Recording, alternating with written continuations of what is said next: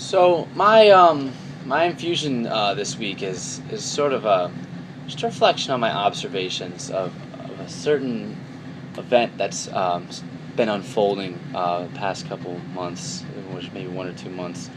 Um, uh, a buddy of mine, who I'll admit the name for confidentiality purposes, was in one of my classes at the beginning of the semester and now isn't in that class. He dropped that class after like the third week. Has started this project, which is a sports apparel company. Make shirts, hats, nothing really fancy. Just a sports apparel company that represents Maryland a lot. I guess that's the big theme of it.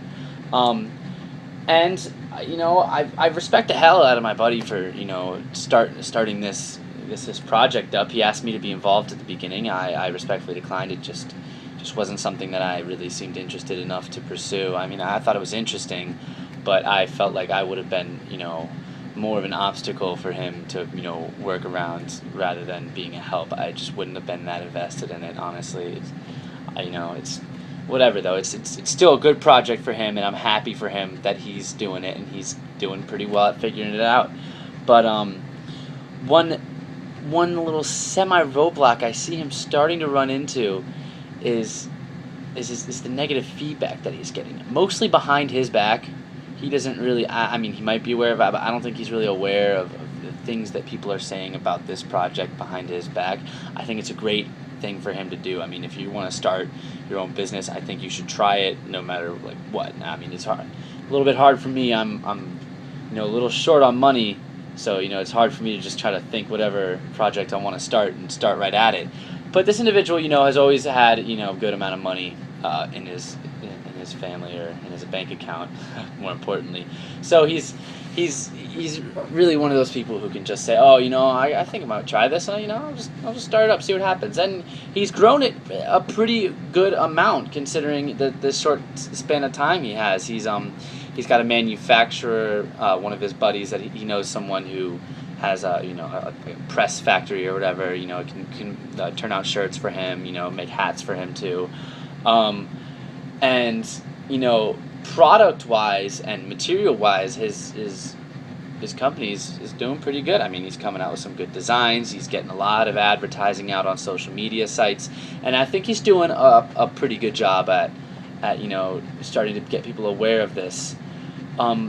So I'm asking myself, why all this negative feedback? And I started to realize, like Simon Sinek said, people don't buy what you do, they buy why you do it. And that really kind of reflects on who it is selling the product. And in this situation, I don't want to be mean or anything. I like the guy, but he is dislikable. I can see how others get annoyed by him. He's extremely talkative, outgoing. Another way to see that from a positive view. But within 5 minutes of talking to him, you'll know him, because you won't get a single word in. It'll be all him. And so it's a good personality for a businessman. More importantly, an entrepreneur. But he's kind of has that know-it-all attitude where a lot of people, he's come out with great designs, and I see these great designs, and I talk to my friends about it, and they're like, oh yeah, it's a cool hat. And I was like, well, wouldn't you buy it? Oh no, blah blah blah. It's a dick, man. I don't want to wear his company. And I've heard that from more than one person, and it's making me wonder how he's gonna deal with overcoming this. I mean, you can't just. I mean, hopefully, he can just change the way he acts, but that's the one small, not really small, I shouldn't say small, but that's the one roadblock that's, I feel like, keeping him from just absolutely expanding. Like, a lot of people really, like the gear he's making. I mean, it's not a catchy name or anything. I think it's just the fact that, he can just make, good. He's got a good product. He's got a good product going on for him. But, the man behind the product selling it is not really, everyone's ideal, person that they want to buy it from.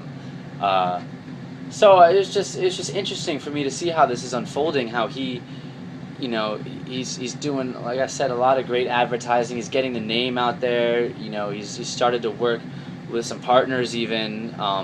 Getting some good deals out. But people just, I will see a lot of people, at least close to us, refuse to buy things from him, and I don't think that who he is really matters if his company ever does get really big.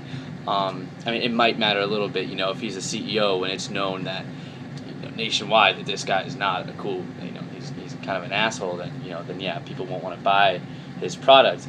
But I think it's just that's the one thing kind of holding him back, is that he's got a lot of people even kind of try to come. I've heard people try to come up to him and give him ideas or say, "Oh no, this is what you should do," and he absolutely shuts them down. He's a little bit closed-minded about certain things, and I tried to tell him, I didn't want to be too, intrusive on his project, because I respectfully declined helping him in the beginning. So, but I tried telling him, "Hey man, look, listen to your customers. That's who everyone who's not you is. They're your customers. They're the people who you're trying to market your product to. So why not listen to them and listen to what they have to say and try to make some changes?"